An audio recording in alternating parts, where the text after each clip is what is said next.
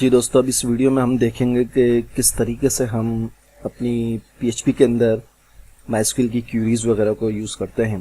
तो उसके लिए मैं सबसे पहले एक नया पेज ले रहा हूँ और उसे मैं सेव कर रहा हूँ result.php के नाम से।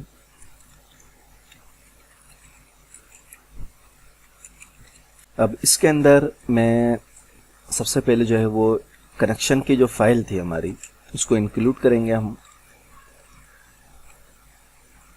connection.php के नाम से। और ये बहुत ज़रूरी है, जब तक हम connection.php की फाइल जो हमने यहाँ पे ये कनेक्शन की बनाई थी जिसके अंदर डेटाबेस, पासवर्ड वगैरह और यूज़र नेम, लोकल होस्ट वगैरह था, जब तक इसको कनेक्ट नहीं करेंगे, जिस फाइल से भी हम क्यूरी को चलाएंगे वो उस फाइल से कनेक्ट नहीं होगी तो हमारी क्यूरी नहीं चलेगी। ठीक है, तो सबसे पहले हम इस फाइल को इंक्लूड करेंगे सबसे टॉप पर। उसके बाद अब मैं यहाँ पे क्यूरी चलाना चाहता हूँ तो मैं एक वेरिएबल बनाता हूँ क्यूरी का, और इसमें मैं जो भी क्यूरी चलाना चाहता हूँ वो क्यूरी मैं यहाँ पे लिखूँगा। तो मैं यहाँ पे बनाता हूँ सेलेक्ट ऑल फ्रॉम रिजल्ट। ठीक है, अब एक और वेरिएबल मैं बनाता हूँ जिसको मैं नाम दूंगा रिजल्ट का, और इसके अंदर मैं माइस्क्ल का एक फंक्शन और इस्तेमाल करूँगा, माइस्क्ल क्यूरी। ठीक है, और माइस्क्ल क्यूरी के अंदर मैं ये जो ऊपर मैंने वेरिएबल बनाया है क्यूरी वाला, इस क्यूरी वाले वेरिएबल को हम माइस्क्ल क्यूरी के अंदर चलाएंगे। ये माइस्क्ल क्यूरी का जो फंक्शन है ये क्या काम करता है कि क्यूरी को एग्जीक्यूट करता है। ठीक है, और जो इसकी रिटर्न वैल्यू होगी वो हम रिजल्ट के वेरिएबल के अंदर सेव कर रहे हैं, के अंदर सेव कर लिया इसको। लेकिन क्योंकि इसके अंदर जितना भी रिजल्ट है वो सब एक एरे है, तो सबसे पहले हम इसको देखेंगे कि ये कितना है। तो यहाँ पे हम एक नंबर का जो है वो वेरिएबल बनाते हैं, रो नंबर, और इसमें मैं एक और जो है वो फंक्शन इस्तेमाल कर रहा हूँ माइस्क्ल नम रोज का। ठीक है, और इसके अंदर क्या होगा, हम इसके अंदर रिजल्ट जो है वो देंगे। अब यहाँ पे अगर मैं रो नंबर को इको कराऊं तो मेरे पास आंसर देखें आएगा 15, यानी मेरे पास 15 रोज जो हैं वो इसके अंदर सेव है। ठीक है, माइस्क्ल का जो मेरे पास डेटाबेस है उस डेटाबेस के अंदर 15 रो जो हैं वो सेव हैं। माइस्क्ल चलाने के लिए सबसे पहले हमें यहाँ पे कनेक्शन चाहिए, सही है। उसके बाद ये क्यूरी हमने सेव लिखी, क्यूरी को माइस्क्ल क्यूरी के फंक्शन से एग्जीक्यूट किया। फिर उसके बाद हम जो रिजल्ट के अंदर क्यूरी एग्जीक्यूट हुई है उसको माइस्क्ल नम रोज के फंक्शन के अंदर उसकी तादाद ले रहे हैं। ये फंक्शन जो है तादाद लेता है इसकी, ये तादाद को हमने रो नंबर के अंदर सेव किया। अब यहाँ पे हम ये नंबर प्रिंट करा रहे हैं, तो ये बता रहा है कि आपके पास 15 वैल्यूज हैं, 15 नंबर है। अब हम चाहते हैं कि जितना वैल्यू है वो तमाम वैल्यू इधर प्रिंट भी हो जाए, तो उसके लिए हमें क्या करना होगा। अब यहाँ पे अगर मैं इसको हटा दूँ, नम रोज तो हमारे पास आ गई हैं, और चाहे तो हम इसको भी हटा सकते हैं, कोई मसला नहीं है। अब मैं यहाँ पे एक वाइल लूप चलाऊं, और इस वाइल लूप में यहाँ पे मैं कंडीशन दूं रो, यानी जो हमारी जितना टेबल का डेटा है उसको हम रो कह रहे हैं, रो हैं। और यहाँ पे हमारे पास एक और फंक्शन इस्तेमाल होगा माइस्क्ल फेच एसोसिएटिव एरे। ठीक है, ये हमें साथ में इसका नाम भी देगा, कॉलम के जो नाम होंगे वो इसकी जो है वो बन जाएंगे, कीज बन जाएंगी इसकी।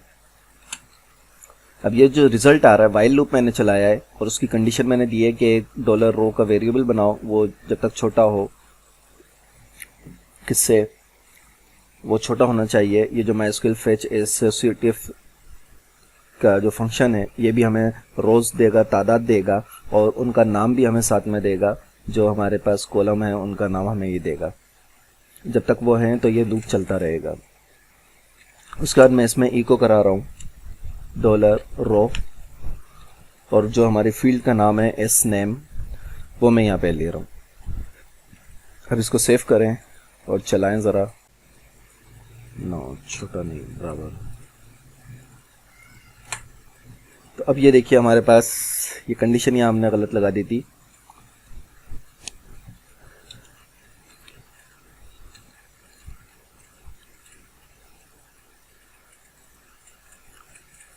ये हमारे पास जितने टेबल के नाम के इस नेम की फील्ड के अंदर जितने भी नाम हैं वो तमाम के तमाम नाम यहाँ पे आ गए हैं। अब हम इनको चाहें तो ब्रेक दे सकते हैं यहाँ पे।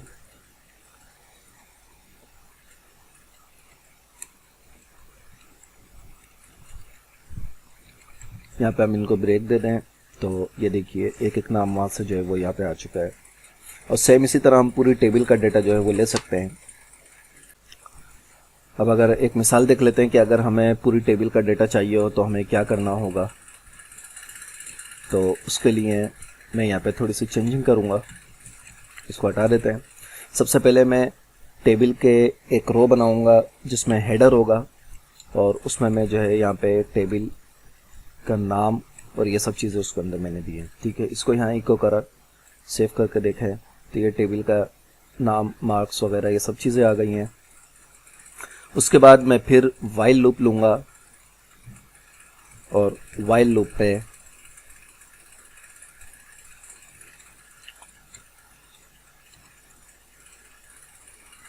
उसको यहाँ बंद कर देते हैं। वाइल लूप मैंने लिया और उसमें वही जिस तरह पिछली मिसाल थी उसकी मिसाल की तरह यहाँ पे हमने रिज़ल्ट को ले रहे हैं, एसोसिएटिव ले रहे हैं, उसको रो के अंदर सेव कर रहे हैं। और अब यहाँ पे इस लूप के अंदर मैं एक और टेबल बनाऊँगा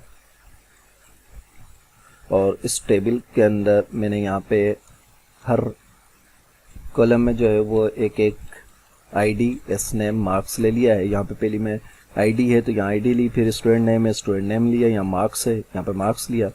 और लूप ख़त्म होने के बाद हम टेबल को बंद कर देंगे।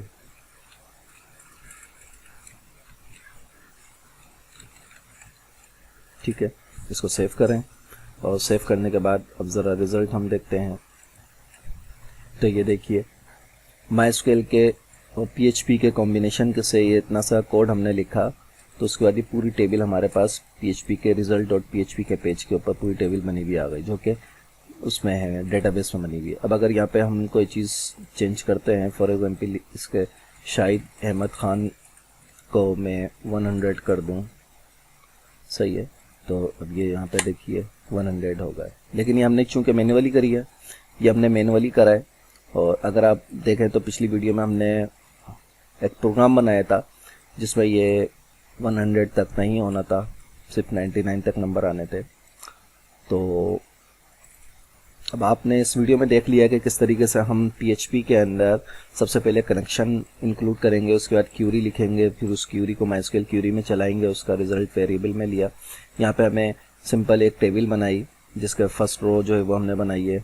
उसके बाद ये हमने वाइल लूप लिया, वाइल लूप में MySQL फेच एसोसिएटिव फंक्शन के अंदर क्यूरी को चलाया। उसके बाद उसका जो डेटा है $रो में आ रहा है। अब ये एक एरे बन गया है और तमाम डेटा जो है वो इसमें आ रहा है। एसोसिएटिव इधर 3 होते हैं, एक रो होता है, एक एरे होता है, एक एसोसिएटिव होता है।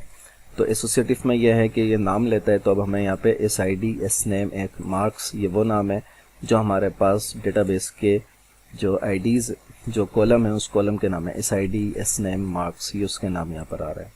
और फिर उसके बाद लूप से बाहर निकल के हमने टेबल को बंद कर दिया है, तो हमारे पास ये पूरा एक बना बनाया टेबल आ चुका है। जितना डेटा उसमें होगा वो सबका सब यहाँ पे आ गया।